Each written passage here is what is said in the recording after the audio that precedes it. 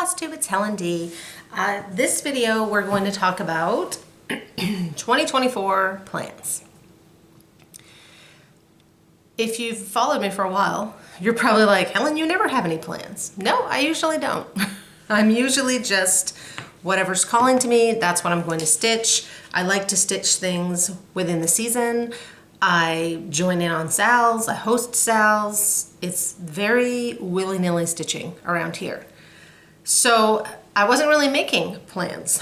I was kind of shortlisting some things. Like I had a little tote, a little thin box, and I went through and I pulled some things that were I shortlisted some things. Like maybe I'll pull things from this box that I want to work on next year.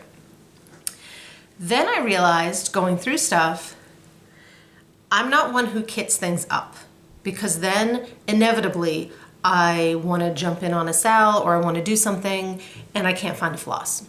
Or I want to use that piece of fabric I had here for something else and I can't find it. So I don't kit things up until I'm ready to start them, or I'm planning on starting them like within that season, like short-term starts. So imagine my surprise when I realized I had 12 things already kitted up that I clearly kitted up this year to start and didn't get to. So I thought, well, maybe that should be my plans, seems these are ready to go. I probably will not get to all of these. I have no set schedule of when to start. It will be, hey, it's time to start something new. Let's pull something from one of these bags. In addition to all the other things I'm sure I will randomly start throughout the year. Some of these are larger, which my friend Cheryl was over this weekend and she said, that's what you need, because you have so many small things, you really need to work on some large things. I know, because I'm out of space. So some of these things are larger, not all of them.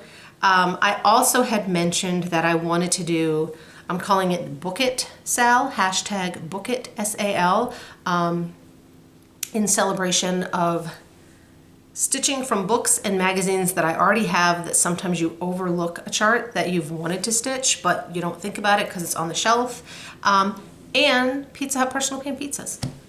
So some of these fall into that category of the Book It Sal because they're from books or magazines. Not all of these, and then I have some others earmarked that are specifically from books and magazines, but those will just filter in. So this video, we're going to go through what is now 13 bags because I fell in love with another piece that I had to kit up to start. We're just gonna grab the bags. They're in an awkward pile. We're gonna grab the bags, open them up, and see what's in them. So we will start. I love this bag. I made this bag last year. I used Elizabeth Ann Stitch's tutorial, modified to kind of make it work for me and the size that I like my bags. I like big bags, and I cannot lie. So this one has been in here, haven't started. This is another bigger one. This is Santa Stops Here from Woodland Needle and Thread. I just think that's so sweet. It's not as big as you think it is, but it's good size. Some of these, all of these have flosses. Some of them have a fabric in them. This one happens to, so I'll show it. I can always change my mind. This one I have pulled out a Fiber on a Whim Stone Lugana, and those are some of the colors. So again, this one, I don't know, the white wouldn't show very well, so that one may change, but that is what is in bag number 1. Oh yeah, there will be all the unzipping too. Bag number 2. I love this bag. I got this bag. I won't show all the bags, but these two are like new to me bags and they're really cool. This is by Lumi and Pie, and I got it at the Stitch New England retreat. So it's patchwork on the front, and then on the back, she used this panel, which is such a cool idea, and it's big. So this has one that is from Autumn Lane Stitchery's Halloween box. And it is called Witch's Hollow. So this you can't get yet. My guess is this will become available next Halloween time. It's stitched on an orange fabric, so like that entire top is full coverage. I love it. And I'm going to stitch this on Pumpkin King 14 count Aida from Atomic Ranch. So that one, I'm excited. I've been waiting to kind of get going on that one.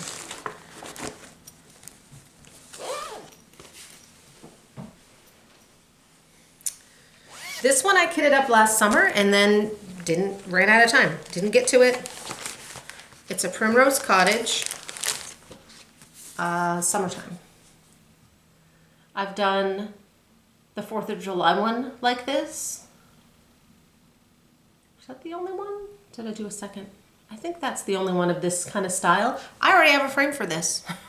There was a good sale. I ordered a frame because I know the dimensions and I could base it off the one I already did. So I gotta get cracking. So summertime. This one I'm stitching on 14 count Lagoon, which is this. This one is stitched on white. I'm not a white stitcher because white Aida can be really, really, really stiff, and I like a soft Aida. So sometimes I try to pick a very pale, similar color. So I think those greens are going to show. I'll have to do a test stitch. So that is summertime from Primrose Cottage. These will not all get finished this year. Hopefully they will all get started. Let me mute that. Boop. So that will be fun to work on over the summer. And sometimes I pick one that I have a mix of Lugana and Aida, but the Aida ones are great for car stitching or tennis stitching. Okay, this one is in a magazine. So this will qualify for the Book It Sal. This is an Emma Congdon chart from a CrossStitcher magazine. I don't know the issue, but it was a recent one this fall, and this chart is on the cover. So it's this fall fox. He's really, really cute. So I have that one with the DMC, and I pulled a random piece of light cream scrap Aida. I'll have to remeasure to make sure that's a big enough size. And I think I have actually a circle piece that will already fit in.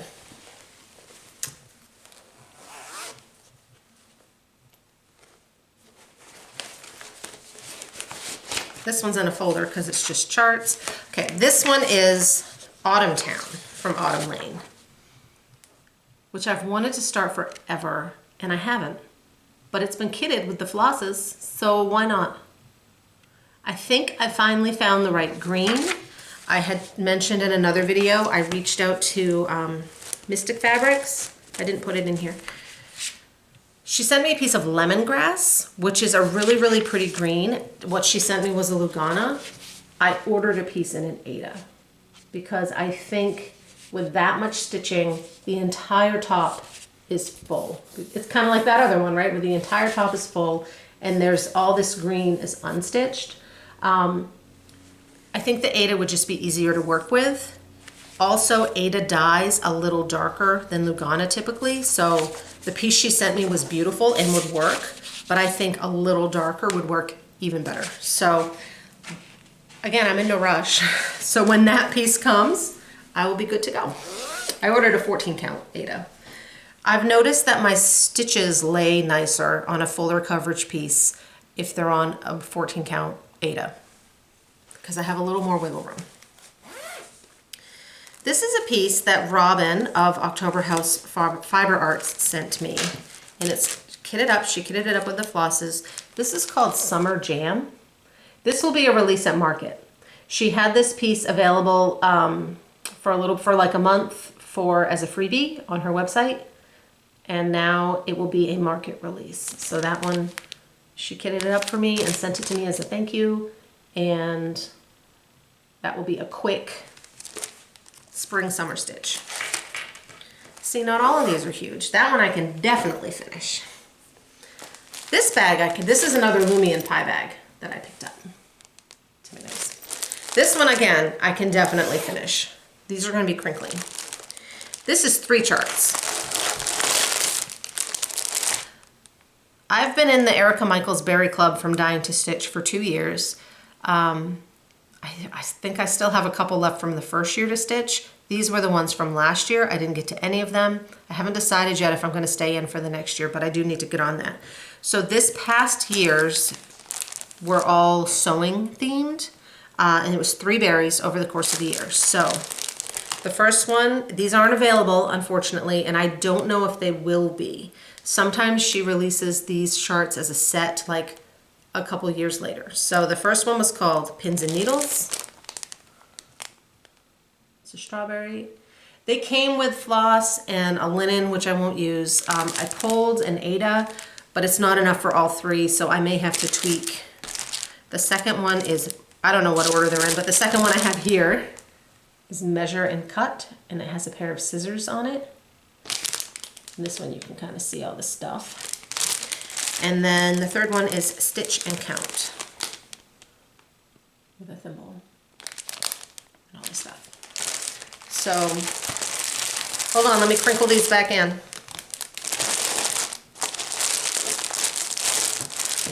So those I would like to get to. That was really crinkly. Hold on. Those I'd like to get to this year, and they shouldn't, they'll be little palette cleansers. This must be a Halloween one because it's in a Halloween bag. It's Halloween Town. I didn't get to this. I had it kitted. Heart and Hand. Tiny Town. Halloween Tiny Town. I pulled this piece of fabric. I think it will be cool. It is from Dying for CrossStitch. It was a fabric of the month from July. So it's like this spooky, dusky, purpley, orangey. I pulled all the called fors that I had. I may have a couple DMC subs in there or other. It looks like I pulled just from my stash what I didn't have. So that one needs to get done this year. That came out like 2 years ago. I still haven't done it.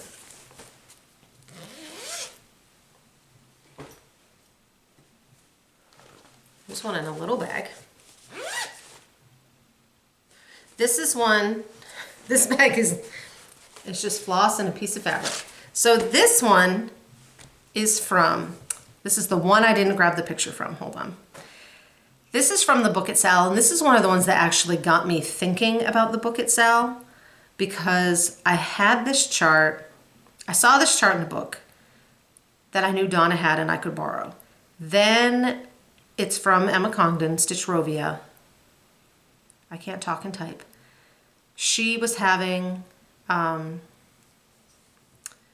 sale at some point, and I grabbed it from her sale so that I could have it digitally because she has a lot of color changes and it would just be easier for me to do it digitally. I'm trying to get it where I can blow it up for you.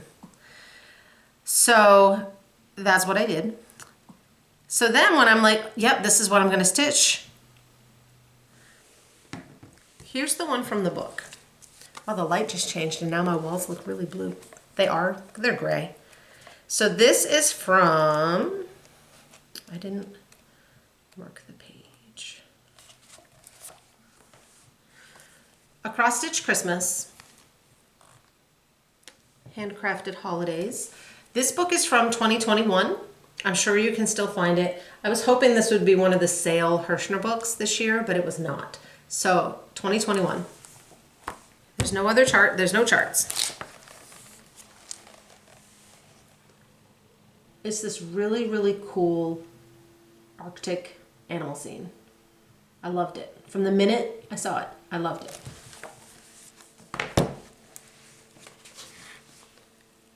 Donna showed it to me. I'm like, yeah, I really want to do that. 6 months pass. The sale goes on. I buy the chart. Awesome. Another year goes past. I still haven't started it.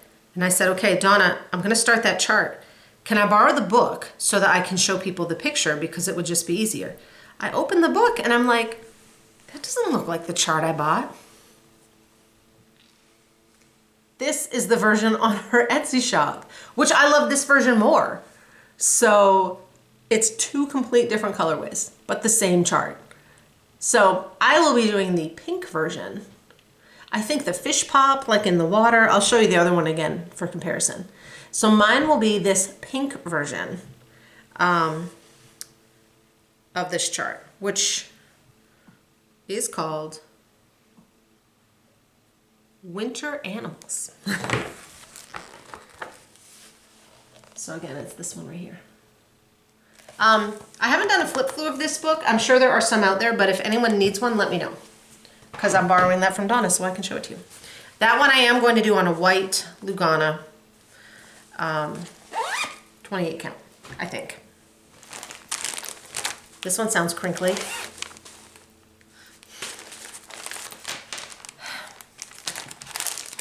How many years ago did she sell this? This has been ready to roll. This is Hands-On Design Philanthropic Pumpkin. It's new in box. This needs to get done this year. The floss has been in it. I've been looking for some of those colors. It's ready to go. This year. That's in bag.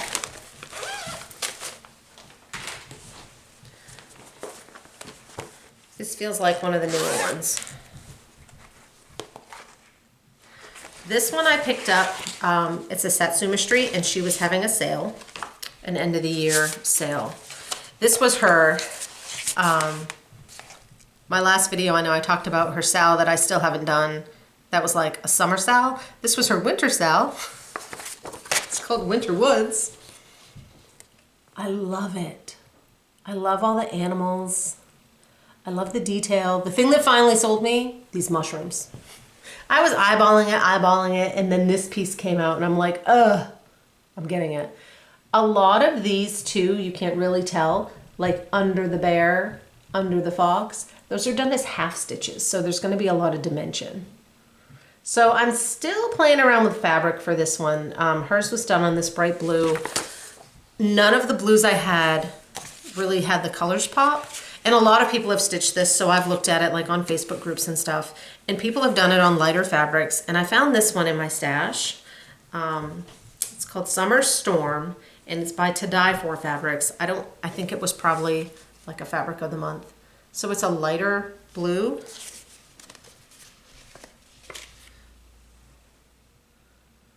But all the colors work on it. So that's what I'm leaning toward for that one. Let me put it away properly. I put these in a folder so they don't get all crushed. So I need to leave them in the folder so they don't get all crushed. That's that one. Be nice if I finished the other one first, but that won't be happening. What's this one? Oh, this is the other Tiny Town. This one is Harvest Tiny Town. This came out last year. At least I'm only a year behind on this one. And I think I put the frill in here too. Yep. She also releases these little frills, and I want to swap out, I want to put this box where that chicken is, because I like foxes more than chickens. So that one, I have a piece. This looks like a Mystic Fabrics Lugana. I'm sure it was from, sometimes she has like random piece sales, or she'll do, this might have been from Black Friday. She does a Black Friday, like a mystery pack, and I didn't get one this year, so this would have been from 2022. I just missed the boat this year on it. I wasn't paying attention. So she's still dyeing those, so they haven't even gone out yet to see what colors they were. Okay, and then this last one was an impulse purchase, a giant impulse purchase. We've all made those.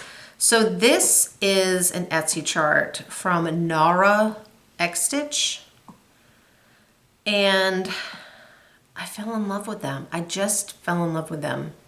It's a set of 4. It would take me years to finish these.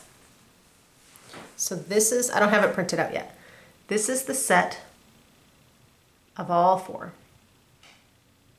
and they're gorgeous. And they're stitched on navy fabric. So the one I'm going to start with that caught my eye originally is the mountains. So it's a blue fabric, which means all that bottom 2/3 is full coverage. But I'm gonna do it anyway. So I'm waiting, I have to order, I have a piece of fabric that might work. I'm gonna order a piece of plain navy Aida. It says Weigart, so I'm hoping it's not too stiff. Again, with this one, I'm thinking an Aida would be easier and more manageable. Full coverage, it's a 14 count. I'd have a little more room for my stitches to lay nice, and it'd be easier to see and easier to count. I do have a piece of navy Lugana. I'd rather use the Aida. So the Lugana's in the bag. We'll see what happens. I'd like to go with the Aida. So that's it. That is my 13 how on earth did you have kitted projects. That was unexpected. I was going through my regular whips. I'm like, what's in this bag? What's in this bag? And I'm like, oh my gosh, I have all these projects fully kitted. I gotta get to them. So that is kind of my 2024 plan, I guess, is to work on starting some of those projects. I also want to work on finishing up whips. I would really love to be done with 2022 whips. I'm gonna sneeze. And make a chunk on the 2023 whips as well. What I'm thinking I might do as kind of a kickstart, I'm not doing 12 and 12. We'll be busy. We're going to a friend's house. I just know I won't be around to do that. And I don't really want that many new starts all at once, because when I have a new start, I like to get a chunk started. So I feel like I have a good chunk done. I might kind of do like I've done before in May, where I see how many Mondays there are, how many weeks, four or five, and I do a new start each week and work on it for that week. So that way I would have a new start, I'd have a good chunk on it, it would be started, put it away, pull out the next one. So that's what I'm thinking I might do for January, is pull out 4 to 5 projects. I don't know which ones, definitely that Halloween one. I don't know which other ones. Work on them for a week and see how far I get.